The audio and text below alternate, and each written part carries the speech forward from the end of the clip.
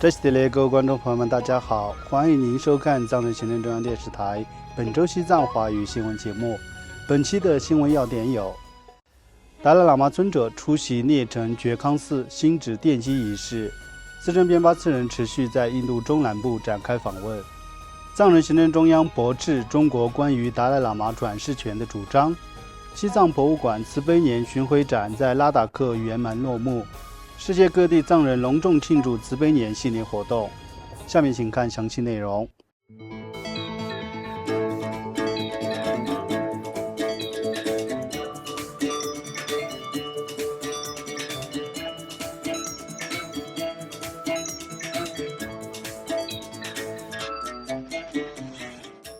西藏精神领袖第14世达赖喇嘛尊者于上周日8月3号上午从印度中央直辖区拉达克的希瓦泽行宫前往因洪水与暴雨受损严重的涅城觉康寺旧址，为该寺即将重建的大殿地基进行奠基加持，并为拉达克寺院学会新建的佛法中心开光加持，以及为各方信众发表慈悲开示。达赖喇嘛尊者在奠基加持仪式上发表讲话时表示：“大特的全是样的。”对，可说的，这样的，像做阿波罗加呀，这个都是人。他看到，别是这样的，是不是要我的话，我给超过到的那时期那样，那是看看的。他看到我是，参谋人国的、欧盟的，这是这的，给三抗人国的这呢，3년 조당 더, 그다 제시 숙세부 위험에 있잖아요. 그 편도 전부 싫어하시죠. 아니, 지 최종으로서 아니, 나로서 부르스 저시서 돼야 미 금시 통에 야고 여러분도 제 거기서 돈하스게메.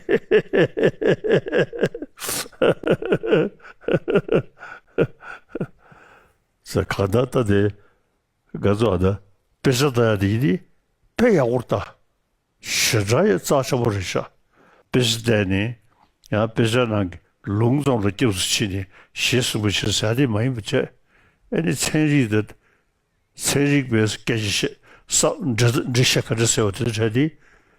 네 아니 디니 두르시 시기나 되나가 전부도 尊者还呼吁拉达克信众在寺院重建过程中，光是建造一所空洞的大殿并不重要，而是在于深入研习佛教经典，并祈愿新的觉康寺能成为辩经与哲学修学的中心。随后，达赖喇嘛尊者应拉达克寺院学会的邀请，前往觉朗萨为该协会新落成的佛法中心进行加持，并重申学习佛教哲学的重要性。尊者特别指出，멸람 답시 샤베 거도로 주무스 딱서 동남제 아주다 dinner 다 라미아 사바 되려래 다 지난주 대티시 아니 러브종 아장사 주무스에 베스테세 아니 딱서 동야 된데 통나 체체 차쇼나 그 담바 시주미 지야래야 배 판도 선물다 은 대신도 되게 러브 너시리 주무스에 배서 야고 따고래 딱서 동아리리 장세 치아 에네 뭐나 전에기 로종 포모 야오메바 배서 야고 딱서 동아리서 장세 치기나 뭐나 전에기 담배 샴디리 후다 치아 另外，藏人行政中央司政边巴次仁本周持续对印度中南部展开访问行程，先后访问了位于奥利萨邦、曼巴德与瓦拉纳西的藏人社区，藏人行政中央内政部秘书长巴登敦珠等官员随行陪同。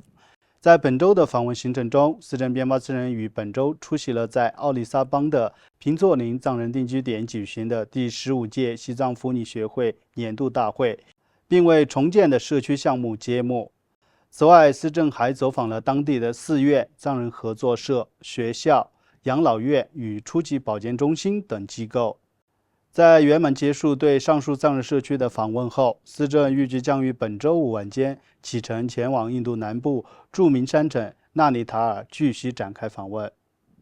此外，中国国务院新闻办公室于本周二8月5号在北京举行记者会。所谓的西藏自治区主席噶玛策登声称，在达赖喇嘛尊者的转世问题上，中国政府具有无可争辩的最终决定权，并非由尊者本人决定。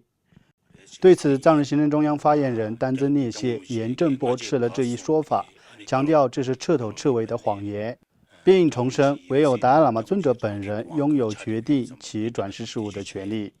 对此，藏人行政中央司政边巴次仁在一次公开讲话中指出，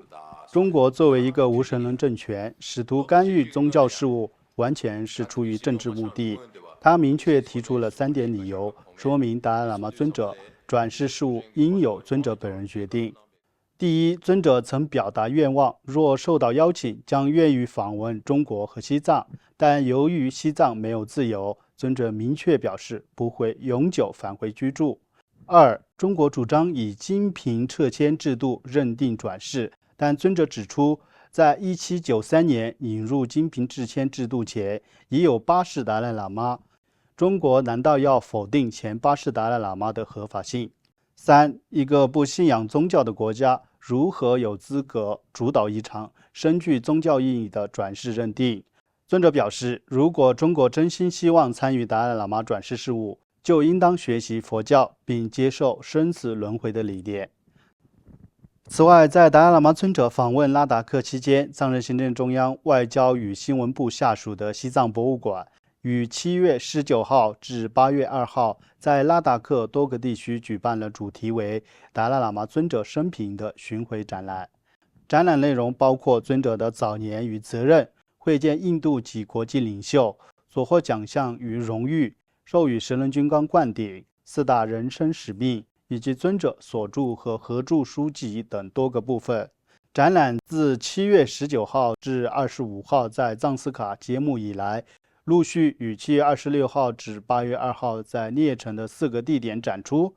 藏人行政中央领导层在访问拉达克期间，于7月26号前往首个展区参观。捷克共和国总统彼得·帕维尔及代表团也于次日莅临参观。展览活动还放映了2部关于达赖喇嘛尊者的影片，以及一部名为《寻找宝石》的动画片，讲述达赖喇嘛尊者的转世认定过程。本次巡回展览活动吸引了来自拉达克社会各界、不同年龄群体的民众和各国游客的热情参与与关注。请继续收看本期节目的最后一则消息。在西藏精神领袖第14世达赖喇嘛尊者90华诞暨慈悲年之际，世界各地的藏人通过举办各类活动，向尊者的慈悲精神致敬。藏人行政中央驻布鲁塞尔办事处于上周五8月1号推出了由比利时邮政部门发行的达赖喇嘛尊者90华诞纪念邮票。这些邮票将贯穿慈悲年，用于所有官方与公共通信事务。与此同时，藏人行政中央驻日内瓦办事处于本周向其管辖范围内的所有捷克大使馆分发记录达赖喇嘛尊者与捷克前总统瓦兹拉夫·哈维尔之间深厚友谊的书籍。而驻澳大利亚办事处与澳洲西藏委员会也于近日在坎培拉联合举办晚宴，邀请澳大利亚国会跨党派支持西藏小组的成员及多名澳洲政要出席。澳洲联邦众议院副议长沙伦·克莱登作为主宾出席活动并致辞。他回忆了曾与达赖喇嘛尊者的会面，赞扬尊者致力于非暴力与世界和平的崇高理念。其他出席嘉宾包括国会议员、高级外交官、前参议员，以及多名藏人行政中央驻澳洲办事处前任代表及政界人士。在宁波尔位于加德满都的琅杰高级中学通过举办院际文化竞赛，向达赖喇嘛尊者的慈悲精神表达崇高敬意。